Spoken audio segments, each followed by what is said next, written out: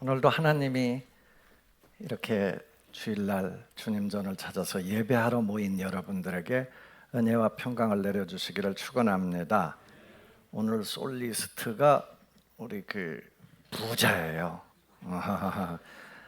부자가 솔리스트를 한 거예요. 아들하고 아버지하고 부자가 솔리스트 했는데, 저 아들이 청년인데 내일 군대 간답니다. 오늘이 아무튼 기억에 무지무지하게 남을 것 같아요. 군대 가서도 난 오늘 찬양하며 살리라, 난 믿음으로 살리라, 하나님을 잘 믿음으로 따라가면서 살리라, 이런 믿음으로 승리하고 돌아오시기를 축원합니다. 와, 본래 하나님을 본 사람이 없죠. 본 사람이 없는데 이 땅에서 하나님은 어떤 모습일까? 이거를 보여주시기 위해서 오신 분이 바로 예수님이세요. 그리고 예수님이 오셔서 내가 너희를 위해서, 너희들의 죄를 위해서 대신 죽으마. 그 모든 죄를 대신해서 죽으시고 용서하시고, 죄된 인간이 망할 수밖에 없어. 망할 수밖에 없고 지옥을 갈 수밖에 없는 영혼들인데, 야, 너 날 믿어, 나를 의지해. 그러면 내가 너로 하여금 하나님의 자녀로 권세를 주고 영원한 생명을 너희에게 주리라 라고 보여주셨어요. 그것이 예수예요. 예수님을 믿는다는 게 참 이게 뭐 어렵게 생각하면 어려운 거지만, 정말 예수님이 나의 구주입니다, 하나님을 따라가겠습니다, 예수님을 따라가겠습니다, 같은 얘기. 예수님이 보여주신 그 모양대로 살겠습니다. 하나님의 일이 뭐냐? 요한복음 6장 29절에 보면 내가 보낸 자를 믿는 것이다 라는 거예요. 내가 보낸 자가 누구예요? 예수님이 예수님을 믿는 게 하나님의 일이라는 거예요. 우리가 많은 생각을 가지지만 예수님을 잘 믿고 예수님을 잘 따라가면 그것이 하나님의 일인 줄로 믿습니다. 오늘 본문 말씀에 보면 예수님이 이 사람들 사이에서 두 가지 이 말씀을 교훈으로 우리에게 주세요. 그 두 가지로 나누어지는데 1절부터 5절, 6절까지의 말씀이 있고 7절부터 11절까지의 말씀이 있죠. 아무튼 예수님께서 처음 첫 번째 교훈하신 말씀은 뭐냐면, 바리새인 집에 갔어요. 바리새인 집에 갔는데 그것도 바리새인 지도자 집이라고 그랬어요. 지도자 집에 떡 잡수시러 가신 걸 보니까 아무튼 초청받은 거죠. 초청받으셔서 그 자취집에 가셨는데, 왠지는 모르겠습니다만 그 주의 앞에 누가 있었냐면 수종병 든 사람이었어요. 수종병이라는 건 콩팥, 간 이쪽에 물이 차가지고 다 부어오르는 그런 병을 수종병이라고 얘기를 하는데, 아무튼 수종병 들린 사람이 거기 있어. 근데 그 다음 3절에 보면 그 얘기가 그 앞에는 바리새인과 율법학자들이 엿봤다 그래. 엿봤다. 뭔가 이렇게 좀 엿본다라는 거는 그냥 이렇게 조금 정말 주의 깊게 봐서 뭔가를 기대하고 이런 게 아니고, 뭘하나 하고 아주 어떻게 하면 이리 책 잡을까 이런 생각을 가지고 쳐다보고 있었다라는 거죠. 그런데 그 전에 뭔가 질문을 했는지, 아무튼 예수님께서 그 바리새인들하고 율법학자들에게 이렇게 얘기를 하세요. 야, 안식일에 병 고쳐주는 것이 합당하냐? 합당하지 않냐? 그럼 뭐요? 여러분은 뭐라고 대답하실 거예요? 당연히 많이 배웠으니까, 이제 그동안 들었으니까 합당하다라고 얘기할 수 있겠습니다만, 그 당시 바리새인들의 입장에서 보면 지금 당장 죽을 사람이 아니면 굳이 그걸 고치는 것도 일이라고 생각했단 말이에요. 안식일에 일하지 말아라라는 거예요.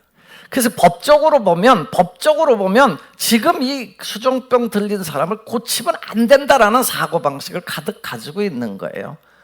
그런데 예수님이 그 질문을 거꾸로 해요. 야, 이게 지금 고치는 것이 합당하냐 합당하지 않냐? 법적으로 보면 합당하지 않죠. 그런데 합당하지 않다고 얘기할 수도 없고, 또 합당하다고 얘기하자니 조금 문제가 있는 것 같고 사람들 눈치도 보이고, 이러니까 그들이 잠잠했다 그래요. 아무 말도 못했다라는 거예요. 그러면서 예수님이 다시 그 사람을 고쳐서, 그러면 뭐 아무튼 어떻게 고쳤는지는 모르지만 네가 병에서 놓여 건강할지어다, 그렇게 하고서 보냈어요. 보내고 나서 이런 비유를 얘기하죠. 만약에 너한테 아들이나 소가 있어. 그런데 우물에 빠져 있어. 그럼 안식일인데 꺼낼래? 안 꺼낼래? 꺼낼래? 안 꺼낼래? 그럼 그 얘기에 누구도 다 당연히 꺼내줘 라고 얘기할 텐데 지금 말을 안 하고 있어. 못하고 있는 거죠. 못하고 있는 거죠. 뭘 얘기하려고 이 얘기를, 우리는 뭐 안식일 법에 대해서 지난주에 안식일에 대한 얘기도 들었습니다만 안식일 법에 대한 게 그렇게 뭐 강력하게 들어와 있지 않으니까 이 얘기가 무슨 얘기인지 이렇게 막 선뜻 이해할 수는 없어요. 그런데 예수님이 하신 의도로 보면 모든 일에 사랑이 우선이다라는 얘기를 하려고 하는 거예요. 이게 지금 아픈 사람이에요. 고통당하는 사람이에요. 이 사람을 제껴놓고 안식일 법을 지킨다고 하면서 그런 가난하고 없고 부족한 사람들, 문제가 있는 사람들을 외면해서는 안 된다라는 얘기를 하려고 하시는 거예요. 그러면서 그 자리에서 야, 당연한 거 아니야? 당연한 거 아니야? 생명을 살리는 게 당연한 게 아니냐라는 얘기를 하려고 하시는 거예요. 오늘 우리가 이 예수님의 말씀을 들으면서 기억해야 될 거는 정말 우리에게 삶에서 무엇이 중요한지를 늘 우선순위가 사랑이다라는 걸 가지고 살게 되기를 축복합니다. 예수님의 사랑과 능력이 드러난 사건이요. 안식일은 누가 만든 거예요? 주님이 만든 거예요. 하나님이 만든 거예요. 그 법의 논쟁에 휘말리지 말고 어떻게든 엿보고 다른 사람을 비난하고 어떻게든 잘라내려고 하는 것이 아니라 정말 이웃에 대한, 지금 그들의 관심은 그 환자에 대한 관심은 없어요. 법을 지키냐 안 지키냐 요걸 보고 어떻게 하면 책을 잡을까 이런 생각만 들어있단 말이에요. 우리가 세상을 살아가면서 이 법적인 그런 어떤 규율 이런 데만 관심이 있지 다른 사람에 대한 관심을, 사랑을 가지고 쳐다보느냐라는 거예요. 무슨 말을 하기 전에 정말 그 애정이 있느냐라는 거예요. 다른 사람을 비판하기 전에 그 사람에 대한 애정은 가지고 있느냐라는 거예요. 교회를 쳐다볼 때 교회에 대한 사랑이 있느냐라는 거예요. 주님은 특별히 육신이 연약하고 병들고 가난하고 이런 사람들에 대한 관심을 특별히 가지기를 원하셨어요.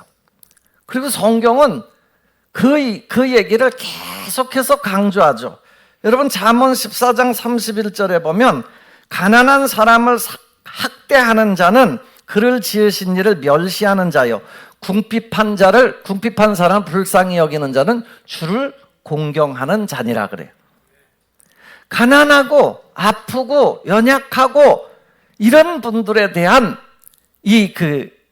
귀하게 여길 줄 아는 마음이 우리 모두에게 있어야 될 줄로 믿습니다. 사실은 예수를 믿는다는 건 처음에 뭔가 하나님 앞에 서는 사람들 다 뭐예요?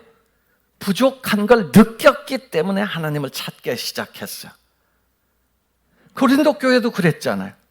너희 중에 문별 좋은 자 있어? 너희 중에 사회적으로 뭐 우수한 자가 있어? 많이 배운 사람이 있어? 없어. 그런데 믿게 됐잖아. 믿고 나서 지금 좋아진 거잖아. 그러면 하나님께서 이런 그 놀라운 계획을 가지고 불렀으니까 그 부른 삶을 가지고 다른 사람에게 이렇게 그 사랑을 가지고 살아야 된다라는 거예요. 우리 사회가 어떻게든 다른 사람을 이렇게 끌어내리고 누르고 이런 분위기를 가면 안 돼요. 어떤 율법학자라는 건 당시에 굉장히 똑똑한 사람이에요. 예수님한테 와서 어떻게 하면 영생 얻을 수 있어요? 어떻게 하면 하늘나라 백성으로 살 수 있어요? 어떻게 하면 하나님의 자녀로 살 수 있어요? 라고 물었어요. 그랬더니 예수님께서 너 성경에서 어떻게 배웠어? 그동안 네가 배운 건 뭐야? 질문했더니 그 사람이 대답해요. 내 마음을 다하고 뜻을 다하고 힘을 다해서 하나님을 사랑하는 게 그게 첫째 되는 계명이고, 둘째는요 이웃을 내 몸처럼 사랑하라고 그랬어요. 그래, 너 제대로 배웠어. 그럼 그렇게 살아. 하나님 잘 공경하고 이웃 사랑하면서, 이웃을 내 몸처럼 사랑하면서 살아. 그런데 이 사람이 아주 짐짓, 그 성경에 보면 누가복음 10장에 나오는 말씀인데, 짐짓 옳게 보이려고, 그럼 내 이웃이 누구예요? 하고 뻗댔어요. 내 이웃이 누구예요?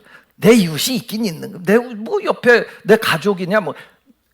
그랬더니 예수님께서 비유를 들어서 말씀하세요. 어떤 사람이 예루살렘에서 여리고로 내려갔는데, 여리고 내려갔는데 협곡이 많아요. 그 협곡에서 강도를 만났어. 강도를 만나갖고 강도들이 강도짓을 해갖고 쓰러졌어. 거반 죽게 됐어. 근데 그 길을 누가 지나가냐면 제사장이 지나갔어. 그냥 지나갔어. 레위인도 지나갔어. 그냥 지나갔어. 그런데 사마리아 사람, 그 당시에 보면 사마리아 사람은 외국인이나 마찬가지예요. 아주 인정도 못 받는 사람들이에요. 심지어 유대인 입장에서 보면 개처럼 무시했던 사람이에요. 그 사람은 거기 가서 그 강도 만난 사람을 갖다가 상처를 싸매주고 하면서 도와줬어. 그리고 도와주다 못해서 이 사람 죽을까 봐 걱정이 돼가지고 데리고 자기 급한데 그 주막에다 갖다 주면서 이 사람 좀 보호해주려고, 더 치료해달라고, 만약에 돈이 더 들면 내가 나중에 돈을 지불하겠다 그러고 갔다는 거예요. 야, 그러면 네 생각에는 어때? 누가 이 강도 만난 사람의 이웃이 됐어? 자비를 베푼 사람이죠. 당연히 사마리아 사람이죠 라고 얘기를 해요. 그래, 그럼 너도 그렇게 해. 내 이웃이 누구냐라고 묻지 말고 지금 강도 만난 사람, 지금 어려운 사람, 지금 힘든 사람의 이웃이 돼주라는 거예요. 우리 삶에서 제일 힘겨운 게 남한테 뭐 하라고 그럴 때 부담스러워요. 그런데 주님은, 주님의 백성들은 늘 언제나 이런 마음을 가지고 살아야 될 줄로 믿습니다. 여러분, 빌 게이츠라고 잘 알죠? 방한한 것 같아요. 우리나라에 온 것 같아요. 유재석의 그 유퀴즈에도 나온다고 그러는 거 보니까 촬영은 끝냈나 봐요. 그분이요, 우리 돈으로 1,000억 달러를 인류를 위해서 봉사한다고 내놨어요. 그게 99%래요. 그걸 20년 동안 재단에서 관리해서 다 쓰라는 거야. 어디다가? 어린이들 죽는 거 방지하는 데 쓰고, 가난한 사람들 도와주는데, 삶을 일으키는데 도와주라고 쓰고, 그리고 정말 소외된 사람들 위해서 쓰라는 거예요. 그 빌 게이츠 재단이 그거 하라고 그러는 거예요. 근데 그가 한 말이 있어요. 난 부자로 죽는 것은, 참 인간이 부자로 죽는다는 것은 부끄러운 일이다 라고 얘기를 했어요. 그러면서 1,000억 달러예요. 1,000억 달러가 얼마인 줄 아십니까? 모르죠. 어떻게 알아요? 138조 5,200억이래요. 지금 환산해보면 138조 5,200억. 5,200억만 해도 억소리가 나는데, 아니 100억만 해도 억소리가 나는데 138조 5,200억이야. 1조가 몇 억인 줄 아십니까? 1조가 만이 몇 개인 줄 아십니까? 억이 몇 개인 줄 아십니까? 1조가 억이 만 개예요. 억이 만 개. 기억이나 돼요 이게?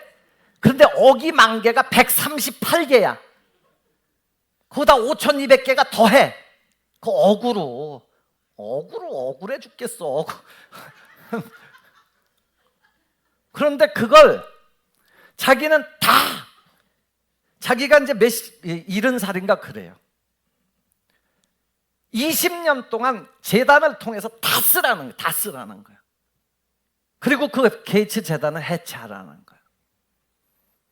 뭐예요? 여러분, 하나님께서 주신 은혜를 가지고 내가 다 누리려고 하는 것이 아니라 뭔가 인류를 위해서. 그 사람이 마이크로소프트사를 세운 사람 아니에요. 그러면 마이크로소프트는 어떻게 해서 그렇게 돈을 벌게 됐을까? 이건 기적 같은 일이죠. 뭐 어느 날 컴퓨터 이거 발견하고 막 하면서 그냥 쏟아진 거예요. 그게 시대랑 만나서 쏟아진 거예요. 락펠러도 마찬가지예요. 미국의 락펠러도 그분이요, 아무튼 뉴욕 시민의 50년 동안 수돗물을 공짜로 공급하고 그 이후로도 가난한 사람들은 그냥 공짜로 먹게 해줬다는 거 아니에요. 수많은 교회에다가 피아노를 사주고 말이요, 그 올겐을 사주고 교회도 세우고 수도 없이 그랬다는 거 아니에요. 여러분, 하나님의 일을 위해서, 이 인류를 위해서, 다른 사람을 위해서 사랑이 우선되는 삶, 그것이 예수님의 정신이에요. 우리는 자꾸 그런 부분들을 들으면 부담스러워. 왜? 난 더 봐야 되는데. 다른 사람을 사랑의 관점으로 쳐다보고, 다른 사람을 저분이 약하나 그 사람을 내가 사랑의 마음으로 쳐다볼 수 있다. 엿보고 어떻게 하면 이게 법에 어긋나느니 이런 걸 따질 계제가 아니에요. 그런 분들을 도와서 힘있게 일어날 수 있게 해주는 것, 그것이 주님께서 오늘 주시는 가르침이에요. 미국 교회는 꽤 부자예요. 왜 부자가 됐냐면 교인들이 죽으면서 헌납을 해요. 그냥 하나님을 위해서 쓴다라는 거예요. 우리 교인들이, 나는 좀 오늘 그냥 얘기 나온 김에 한마디 하면, 기회가 되면 여러분 돌아가실 때 그냥 11조만 해놓고 가요. 여러분 재산에. 아멘 하나도 안 하지. 그냥 오늘 들으면서 감동이 된 사람은 그렇게 한번 해봐요. 하나님의 역사가 계속되게 될 줄로 믿습니다. 사랑이 우선인 삶을 살기를 주 예수님의 이름으로 축원합니다. 두 번째 가르침은 겸손에 대한 얘기인데요. 이 겸손도 예수님의 이 성품의 하나잖아요. 나는 마음이 온유하고 겸손하다. 그런데 놀랍게도 그 잔치집에 갔는데, 그 잔치집에 가서 혼인잔치에 가면 아마 이렇게 부자 순서대로, 권력의 순서대로 이렇게 자리를 앉나 봐요. 그런데 어느 날 예수님이 그걸 보면서 이 높은 자리 택함을 보셨다라는 거예요. 그러니까 높은 자리 택함을 보시고 그들에게 말했어요. 야, 너는 가면, 잔치집에 가면 절대로 높은 자리에 먼저 앉지 말아라. 그러면 너 부끄러움 당한다. 왜냐하면 너보다 더 높은 사람이 청함을 받았을 때 주인이 와가지고 자리 좀 양보해 주시죠. 그러면 너는 거기 나머지는 다 찾기 때문에 끝으로 가야 돼. 그럼 부끄럽잖아. 차라리 처음에 들어가면 끝자리에 앉아. 그럼 끝자리에 앉으면 그 사람이, 주인이 와서 보시오, 올라와 여기 앉으시오. 그러면 많은 사람이 보는 중에 이렇게 올라가니까 얼마나 많은 사람 중에 영광이냐. 그러면서 무릇 자기를 높이는 사람은 낮아질 거고 자기를 낮추는 사람은 높아지리라 라고 교훈하세요. 이 정도 들으면 그냥 여러분 마음속에 앞으로는 높은 자리에 앉지 말아야 되겠다라는 생각이 들을 만도 한데, 그게 쉽지는 않죠. 우리가 늘 여러분 기억하셔야 될 거는 자기를 낮추면서 사는 것, 이것이 정말 영광을 받는 길임을 아시기를 바랍니다. 스스로 높은 자리에 올려가려고 그러다가 낮춰지면요, 다른 사람이 나를 낮추면요 부끄러워지는 거예요.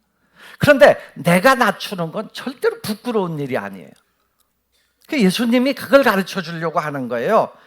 청함을 받았을 때 끝자리에 가서 앉아라. 스스로가 자기를 낮추면 사람들이 너를 이렇게 조금이라도 아무튼 높여줄 거 아니냐라는 거예요. 근데 높으면 연예인들 늘 하는 얘기가 있어요. 높으면요 떨어지는 것밖에 안 남았다라는 거예요. 인기가 치솟으면 떨어지는 것밖에 안 남는다라는 거예요. 그런데 낮은 자리에 있으면 맨날 조금씩 올라가면 되는 거예요. 제가 여러분들한테 늘 집회하면서 그런 얘기를 했어요. 오늘보다 내일이 좋아지고 내일보다 모레가 좋아지고 이런 삶을 살게 되기를 축원합니다. 그러려면 너무 높은 걸 그렇게 막 너무 좋아하지 마세요. 그렇다고 해서 높은 자리가 나쁜 건 아니에요. 높아진 걸 어떻게 해요? 그런데 마음의 자세를 얘기하는 거예요. 겸손해야 된다라는 거예요. 자기를 낮추는 것이 신앙생활입니다. 누구든지 높아지고 싶고요, 대우받고 싶어요. 어딜 가면요, 그래서 권사님, 목사님, 그럼 좋잖아요. 이름 부르면 좋아요? 안 좋아요. 내가 이건 진짜 여담이에요. 우리 교인들을 위해서 기도하다가 갑자기 생각한 게 누구 권사님 그러니까 잘 구분이 안 돼. 근데 이제 이름을 부르니까 참 좋더라. 은자 권사님 이렇게 이름을 부르니까 좋아. 근데 이름을 부르다 보니까 이름이 또 똑같은 이름도 꽤 있어. 그러니까 그동안은 몰랐어. 그냥 그동안은 허정이, 그냥 허정이, 그러니까 허정이라는 사람만 떠오르는데 허정이 그러니까 박정희도 있더라고. 그러니까 이 정의가 또 꽤 있어요. 이름들이 꽤 우리나라도 처음부터 이렇게 부르기 시작했으면 더 좋았겠다. 외국은 그 앞에다가 그 이름 부르잖아요. 그래서 앞으로는 그렇게 불러볼까. 근데 또 그러면 또 기분 나빠할까 봐 못 부르겠어. 아무튼 이건 진짜 여담이고요. 중요한 건요, 우리가 스스로를 낮추는 거예요. 정치적 욕망들, 우리 속에 내재되어 있는 것들이 많아요. 늘 언제나 높아지고 싶어요. 대우받고 싶어요. 그런데 높아질수록 영적으로 무뎌진다는 사실은 아셔야 돼요. 겸손할 때 영적으로 깨어있게 되는 거요. 겸손할 때 주님의 음성이 들려요. 겸손한 마음을 가질 때 하나님 뜻대로 살아야지라는 생각이 드는 거예요. 여러분 모두가 말씀에 순종할 수 있기를 바랍니다.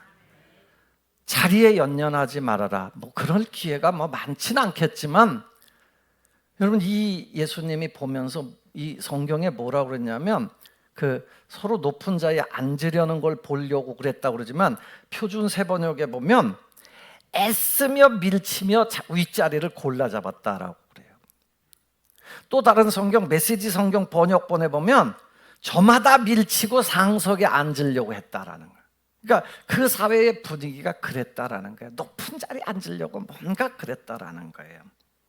그런데요, 여러분 이게 꼴사납게 보이는 거예요. 주님 앞에서 주님이 보면, 여러분 우리가 도토리 키재기라는 말을 많이 해요.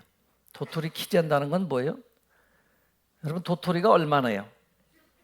도토리가 요것만해요. 우리 인간의 눈에 보면 도토리가, 근데 키를 서로 잰다고 막 내가 크다 네가 크다 해봤자 거기 인간이요. 여러분 우리가 가진 게 뭐 이렇게 대단해요.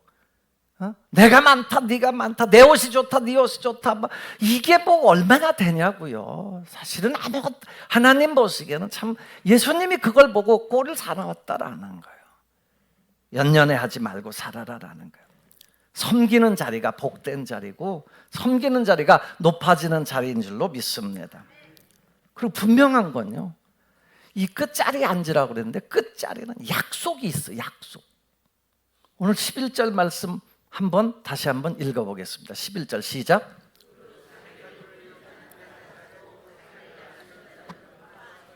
아멘. 이 약속이에요. 하나님이 주신 약속이요. 예수님이 주신 약속이요.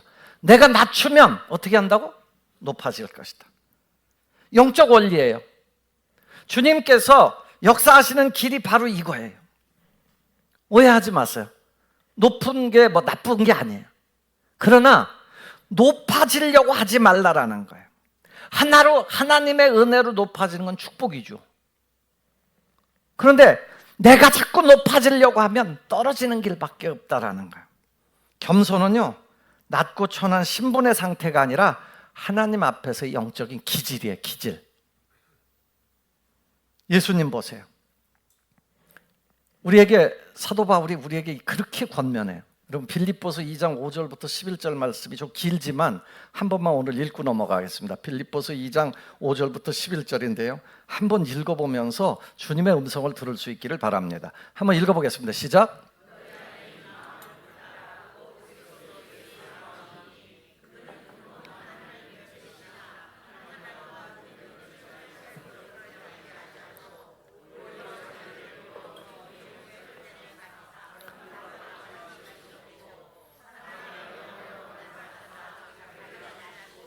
죽기까지 복종하셨으니 곧 십자가의 죽으심이라. 이러므로 하나님이 그를 지극히 높여 모든 이름 위에 뛰어난 이름을 주사 하늘에 있는 자들과 땅에 있는 자들과 땅 아래에 있는 자들로 모든 무릎을 예수의 이름에 꿇게 하시고 모든 입으로 예수 그리스도를 주라 시인하여 하나님 아버지께 영광을 돌리게 하셨느니라. 아멘. 우리에게요, 예수님이 보여주신 그 삶의 마음을 품고 살으라는 거예요. 왜? 하나님이 높여주시더라라는 거죠. 그는 본래 하늘에 계신 하나님과 본체였는데 내려와서 땅에서 죽기까지 예수 하나님의 말씀에 복종했어, 순종했어, 십자가에서 죽었어. 그런데 하나님이 그를 일으켜 세웠어, 올리셨는데 모든 이름이, 세상에 있는 모든 사람들이, 하늘에 있는 것이다, 땅에 있는 것이다, 땅 아래에 있는 모든 것이 그 이름 앞에 무릎을 꿇게 하셨어요. 하나님 보좌 우편에 앉아 계시고 예수를 주라 시인하게 만드셨다라는 거예요. 이 세상은 누가 주관하세요? 예수님이 주관하고 계신 거예요. 누가 만드셨어요? 하나님이 만드신 거예요. 낮추면요, 죽을 것 같지만요, 낮추면 높아지게 되는 줄로 믿습니다. 시편 75편 6절 7절에 보면, 한번 시편 75편 6절 7절 한번 읽어보겠습니다. 시작. 무릇 높이는 일이 동쪽에서나 서쪽에서 말미암지 아니하며 남쪽에서도 말미암지 아니하고 오직 재판장이신 하나님이 이를 낮추시고 저를 높이시느니라. 아멘. 오직 재판장이신 하나님만 하실 수 있는 거예요. 하나님이 높여주실 때 그게 복된 일이에요. 아까 약속이 있었다고 그랬잖아요. 낮추면 높아지고 높이면 낮아진다. 이거 누가 하시는 거예요? 하나님이. 교만한 자는 대적하셔서 낮추시는 거예요. 그래서 베드로 사도도 베드로전서 5장에 보면 그랬어요. 5장 6절에 보면 하나님의 능하신 손 아래 겸손하라. 때가 되면 너희를 높이시리라. 야고보 사도도 그런 얘기를 해요. 야고보서 4장 10절에 보면 주 앞에서 낮추라. 그리하면 높아지리라. 하나님 앞에서예요. 여러분이 하나님을 믿고 의지하면서 그분 앞에서 낮추면 낮출수록 하나님께서 여러분을 높여주시게 될 줄로 믿습니다. 구약의 사울이라는 왕은요, 자기가 정말 왕 시켜준다니까 막 난 자격 없어요 그러고 막 행구 뒤에 숨었다고 그래요. 마차 뒤에 숨고 막 나 아니라고 막 그러는데 그때 하나님께서 높이셔서 최고의 왕으로 삼아줬어. 근데 왕이 되고 나니까 마음이 달라졌어. 그래갖고 뭐 했냐, 막 제사도 자기가 드려야 되고 막 자기 맘대로 막 이 전리품도 감추고 막 하나님의 명령을 자꾸 어겼어. 그냥 나락으로 떨어졌어요. 여러분, 우리 인생이요, 하나님이 높여주시는 삶을 살게 되기를 축원합니다. 이솝우화에 보면 그 교만은요, 참 이 죽음밖에 없어요. 멸망밖에 없는 거예요. 나귀하고 수탉이 같이 이렇게 그 닭장 안에서 이렇게 놀고 있었대요. 울타리 안에서 놀고 있었는데 사자가 갑자기 퍽 튀어들어온 거예요. 그래가지고 그냥 닭이 그냥 막 확 날아가갖고 지붕 위에 올라가서 꼬꼬닥 막 소리를 지르니까 사자가 갑자기 막 당황해가지고 다시 튀어나가서 막 도망가는 거야. 그러니까 그 옆에 있던 나귀가 가만히 생각해 보니까 저 수탉 저건 내가 아무것도 아닌데 내가 한 번만 때리면 그냥 퍽 끌어지고 그러는데, 야, 사자가 저 수탉 앞에서 수탉이 꼬꼬닥대니까 도망가네. 그래갖고 그냥 자기가 그냥 신이 나갖고 그냥 사자 뒤를 팍 쫓아간 거야. 막 사자가 조금 가다 보니까 내가 왜 이러고 도망가지? 그리고서 딱 돌아다 보니까 나귀가 쫓아오는 거예요. 그래서 그냥 잡아먹었대요. 나귀는 왜 쫓아간 거예요? 자기가 무서워서, 이 수탉도 무서워갖고 벌벌 떠는 사자인데 내가 근데 사자는 왜 도망간 거예요? 사실은 닭이 꼬꼬닥 하니까 사람들 몰려올까봐 그게 무서워서 도망간 거거든요. 그러니까 분수를 모르고 잘난 척 하다가 그냥 죽은 거예요. 인생이요, 분수를 모르고 사는 사람들이 꽤 많아요. 우리는 역사적으로도 많이 보잖아요. 분수 모르고 날뛰다가 감옥 가 있는 사람들도 엄청 많고요. 분수 모르다가 날뛰다가 그냥 사그러지는 사람도 많고요. 사랑하는 감북동교회 성도 여러분, 예수님께서 오늘 두 가지 교훈을 말씀하시는데요, 사랑은 율법의 완성이에요. 이게 참 쉽지는 않아요. 사랑한다는 것, 이웃을 특별히 사랑한다는 것, 특별히 약한 사람들을 사랑한다는 것, 내게 이득이 안 될 것 같아서 우리는 자꾸 외면해요. 근데 주님은요, 그 사랑이 결국은 나한테 하는 거다라고 얘기를 해요. 이걸 깨닫고 산다면 참 복된 일이 될 겁니다. 정죄하고 지적하고 하는 마음에 한 발 앞서서 사랑하는 마음을 소유할 수 있기를 바랍니다. 둘째는 자기는 자기를 좀 낮추면서 자리에 연연하지 말고 이 약속이 있다라는 걸 믿고, 결국은 하나님을 믿는 믿음이에요. 하나님 믿으면요, 하나님이 언젠가는 세워주시는 거예요. 내가 낮은 걸 낮게 사는 건 그건 뭐 낮추는 게 아니죠. 그러니까 있는데 낮추는 것, 그게 겸손인 거예요. 내 위치보다 낮게 살려고 하는 것, 남을 나보다 낮게 여기는 삶을 사는 것, 그러면 그게 칭찬받는 겸손이 되는 거예요.